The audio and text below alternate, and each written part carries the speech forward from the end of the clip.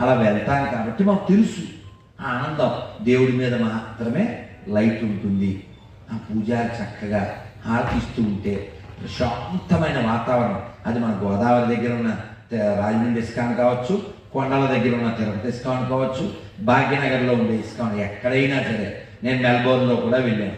ఎక్కడికి వెళ్ళినా చక్కగా అలా హారతిస్తూ ఉంటే శ్రీరాధికామ దవయోరపారా మాధుర్యలీలా గుణరూపనామ్నా ప్రతిక్షాణస్వ ధనలోలుపశ్య వందే గురుం శ్రీ చరణారవిందా వందే గురుం శ్రీ చరణారవిందా వందే గురుం శ్రీ చరణారవిందా వందే గురుం శ్రీ చరణారవిందా.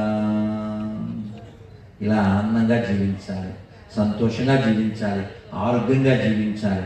ఇవన్నీ నేర్పితే నేర్చుకుంటారు. ఈ పిల్లవాడు బొట్టు పెట్టుకున్నాడు. ఎందుకు బొట్టు పెట్టుకున్నాడు? వాళ్ళ నాన్న వాళ్ళ అమ్మ పెంపకం. వీడు బిగాంటిదా? వీడు నుంచున్న తీరులో వినయం కనబడుతుందా లేదా? ఉంది కదా, అవును కదా.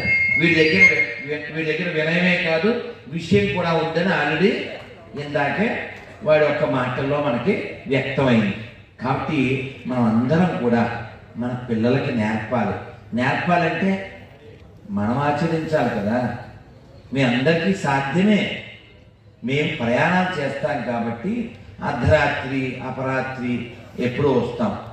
చాలాసార్లు కుదరదు, ప్రయత్నం చేస్తాం. కానీ మీరందరూ ఒకచోటే ఉంటారు కదా, మీ చేతుల్లో మీ జీవితం ఉంది కదా.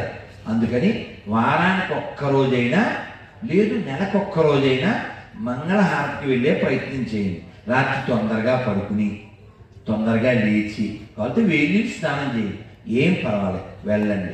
వెళ్ళి మౌనంగా ఆస్వాదించండి. ఆనందం అలా పొందుతూ ఉంటే హృదయం దృఢంగా ఉంటుంది, హృదయం బలంగా ఉంటుంది. నేను ఇప్పుడు కొన్ని పాటలు అలా రెఫరెన్స్ పాడాను కదా. ఈ పాడినవన్నీ 25-30 ఏళ్ల క్రితం 40 ఏళ్ల క్రితం విన్నాయి కూడా. అవి ఎలా గుర్తున్నాయి?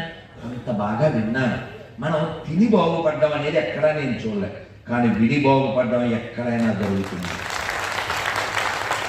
నేను ఈ సభలో ఈ అభయ హిందూ సేన శ్రవణ ఐడియా ట్రస్ట్ ద్వారా మేము ఇక్కడ మీకు ఇవ్వాలనుకున్న మెసేజ్ ఏంటంటే, హిందువులారా